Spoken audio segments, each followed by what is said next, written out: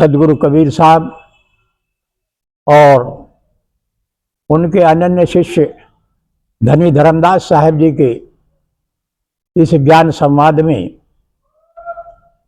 ये बताया गया कि कामदेव लुटेरा है, मनुष्य के जीवन को पतित करता है और जब काम वासना जागृत होती है तो उसके बल बुद्धि और ज्ञान का हरण कर लेता है। ये काम यदि इसकी आशानुकूल बात बन जाए तो इस लोभ की प्रवृत्ति बढ़ जाती है और यदि न बने तो क्रोध उत्पन्न हो जाता है। काम, क्रोध, लोभ ये तीनों नरक के द्वार कहे गए। तो इसलिए मनुष्य को इस कामदेव लुटेरे से सावधान होना है। साथ में यह भी बताया गया कि कामदेव लुटेरे से बचने का उपाय क्या है, और वो उपाय है कि सदगुरु के ज्ञान के दीपक को हृदय में जलाओ और उन्होंने जो सार शब्द दिया है उसके साधना में, ध्यान भजन में आनंद मग्न रहो, तो कामदेव लुटेरा भाग लेता है। क्योंकि जैसे ही मनुष्य में जागृति आती है तो फिर काम ठहर नहीं पाता।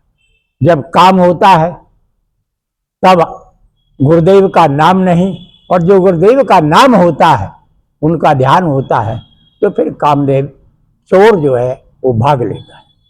आगे वो कहते हैं, एक अनल पक्षी का दृष्टांत अनुराग सागर में दिया है। अनल पक्षी के दृष्टांत में सदगुरु कबीर कहते हैं, गुरु कृपा सो साधु कहावे, अनल पक्ष है लोक सिधावे, धर्मदास यह परखो वाणी, अनल पक्ष गम कहो बखानी। हे धर्मदास, सदगुरु की कृपा से साधु कहलाता है। जो उनकी शरणागत होता है, वे उसके पर कृपा करते हैं, उसे ज्ञान देते हैं और उस ज्ञान के आचरण से, व्यवहार से वो साधु कहलाता है। और अनल पक्षी की तरह से वो सतलोक को गमन करता है। जैसे अनल पक्षी होता है तो वो फिर इस पृथ्वी के जन्म मरण से, काल माया से मुक्त होकर के सीधा सतलोक को गमन करता है। हे धर्मदास, मेरी समृद्ध वाणी को तुम परखो, विचार करो, इस पर चिंतन मनन करो, और मैं अब तुम्हें अनल पक्षी का वृतांत सुनाता हूं। वो कहते हैं, अनल पक्ष जो रहे आकाशा, निश दिन रहे पवन की आशा, दृष्टि भाव तिन रति विधि ठानी, यही विधि गर्भ रहती ही जानी। अनल पक्षी जो कि आकाश में रहता है, पृथ्वी पर नहीं। हालांकि जिस अनल पक्षी की चर्चा है तो वो कई जगत में देखने में नहीं आता, लेकिन सदगुरु कबीर साहब के ज्ञान साहित्य में इसकी चर्चा है और ये बड़ा शिक्षाप्रद है। हमें इसकी सार शिक्षा से ज्ञान ग्रहण करना चाहिए और ऐसा होना चाहिए। तो मैं कहते हैं कि यह अनल पक्षी निष्दिन रहे आकाशा, आकाश में रहता है जहां पूरी तरह से शून्य ही शून्य है और कुछ नहीं है। और अनल पक्षी नर और मादा दोनों, जब इनके अंदर रति की इच्छा प्रबल होती है और या ये शिशु उत्पन्न करने की बात सोचते हैं, तो ये विधि, रति विधि जो है वो दृष्टि भाव से होती है। वे आपस में एक दूसरे को काम भाव से देखते हैं, दृष्टि मिलाते हैं, उनका एक दूसरे से अनुराग होता है और उस भाव से मादा अनल को गर्भ रह जाता है। अंड प्रकाश कीन पुनि तहवा, निराधार आलम्बई जहवा, मारग माही पुष्ट भो अंडा, मारग माही बिरह बो खंडा। और जब मादा अनल को गर्भ रह जाता है तो फिर वहीं पर वो अंडा छूट जाता है, अंडा वो दे देती है। वो अंडा क्योंकि उसका वहां पर कोई आधार नहीं है तो वह अंडा नीचे गिरने लगता है। और कहा निराधार आलम्बई जहवा, आधारहीन आलम्बहीन है, ऐसी जगह पर वो अंडा नीचे जाने लगता है। लेकिन आश्चर्य इस बात का है कि मार्ग माही पुष्ट वो अंडा, वो गिरते गिरते मार्ग में ही पूरी तरह से मजबूत हो जाता है, पुष्ट हो जाता है। और इससे आगे आगे जाते हुए वो मार्ग में ही टूट जाता है, फूट जाता है। आगे क्या होता है? मार्ग माही चक्षु तिन पावा, मार्ग माही पंख प्रभावा, मैं ढिग आवा सुध भई ताही, यहाँ मोर आश्रम नहीं आई। और आश्चर्य की बात यह है कि उसमें से अनल शिशु बाहर आ जाता है और वो पृथ्वी की ओर गिरता रहता है। लेकिन उसके अंदर विशेष गुण क्या है कि पृथ्वी पर आते आते वो पृथ्वी पर गिरता नहीं, उसको होश आ जाता है, चेतना आ जाती है कि जहां मैं गिर रहा हूं, जिधर मैं जा रहा हूं, वो तो मेरा घर नहीं है, वो मेरे ठहरने का स्थान नहीं है, वहां मेरा लक्ष्य नहीं है, उद्देश्य नहीं है, न मेरी माता है, न पिता है, न कोई स्थान है, मेरा तो वहां पर वातावरण नहीं है।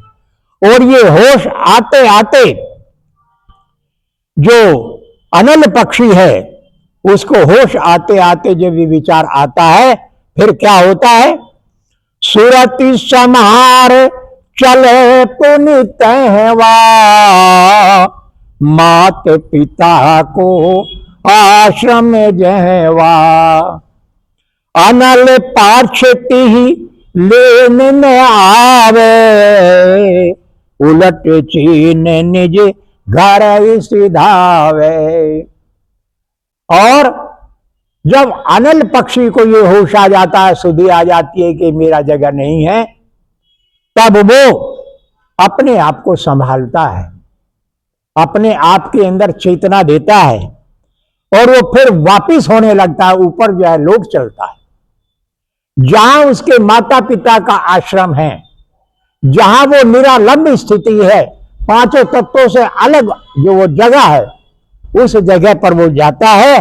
अनल पक्षी लेने नहीं आवे, उसके माता पिता उसे लेने नहीं आते, उस पक्षी को अपने शिशु के मुंह में वो नहीं पड़ते हैं, तो जहां वो लेने नहीं आते हैं, उलट चीन निज घर ही सिधावे, वो उनका जो शिशु है वो उल्टा उन्हीं की तरफ लौट करके आ जाता है। हे धर्मदास, आगे सदगुरु कबीर कहते हैं, बहु पंछी जग माही रहावे, अनल पक्ष सम नाही कहावे। हे धर्मदास, इस जगत में बहुत सारे पक्षी हैं, अनेक पक्षी हैं, लेकिन अनल पक्षी के समान कोई भी पक्षी नहीं है।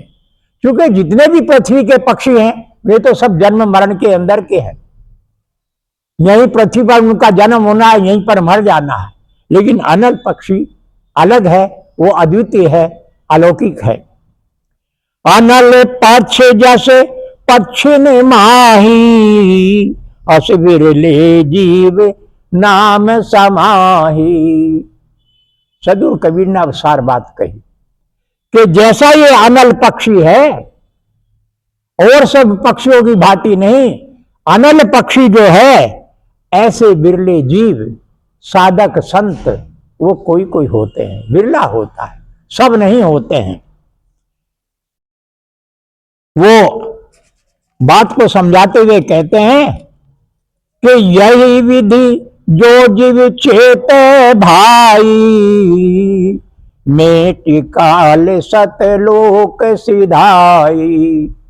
सदगुरु कबीर ने कहा, हे धर्मदास, अनल पक्षी का शिशु जिस प्रकार से चेत जाता है और वो अपने लक्ष्य की ओर, जहां उसका स्थान है, जो उसका गंतव्य स्थान है, वहां पर वो पहुंच जाता है, उसी प्रकार से जो जीव इस संसार में रहता हुआ इस संसार से विरक्त हो जाता है और सारे मोह माया को, कामना वासनाओं को, कल्पनाओं को, तो सबसे अखंड वैराग्य भाव लेकर के जब अपने आप में चेतता है, तो वो इस संसार से अलग हो जाता है और वो सीधा सद्गुरु के सतलोक अपने लक्ष्य की ओर चला जाता है, जहां वो अमृत को प्राप्त होता है। तो सद्गुरु कबीर ने की ये वाणी, ये अनुराग सागर की वाणी है। उन्होंने अपने साखी ग्रंथ में भी कहा है, पृथ्वी आपौ तेज नहीं, नहीं वायु आकाश, अनल पछीता है रहे सत्य शब्द प्रकाश। साहब कहते हैं कि जहां न तो पृथ्वी है और न जल है, न तेज अग्नि है और न वायु है और न आकाश है, जहां इन पांचों तत्वों की गम नहीं, वहां जिसके इनका कोई चिन्ह नहीं है, इन सब से अलग जहां पर केवल सत्य ही सत्य, सत्य का प्रकाश है।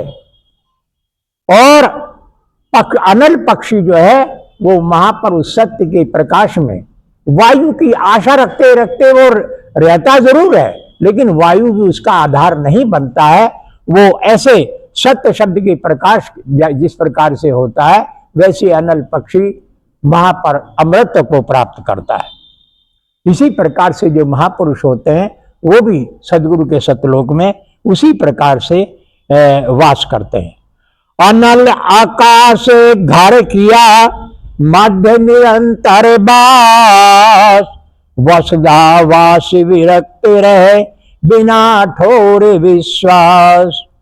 जिस प्रकार से अनल पक्षी आकाश में अपने आप में रहता है, शून्य में रहता है, विरक्त रहता है, उसके मध्य निरंतर उसका वास रहता है, कभी भी कोई आसक्ति, कोई मोह उसको किसी भी तरफ नहीं खींचता, इसी प्रकार से वसुधा वास विरक्त रहे। जो साधक संत है वो पृथ्वी के ऊपर विरक्त स्थिति में रहते हैं और मोह माया के अंदर वो विश्वास नहीं करते हैं, केवल सद्गुरु के नाम और ज्ञान के आधार लेते हैं, उसी साधना में विरक्त रहते हैं और उन्हें संत कहते हैं और वो सीधे सत्यलोक की ओर गमन करते हैं, उनका कल्याण हो जाता है। और ये सतगुरु कबीर साहिब की जय, सतगुरु कबीर साहिब की जय, सतगुरु कबीर साहिब की जय, श्री कबीर मंदिर की जय, कबीर मंदिर रोड की साहिब, आज की आनंद साहिब, लालचंद साहब की समस्त समाज की साहिब।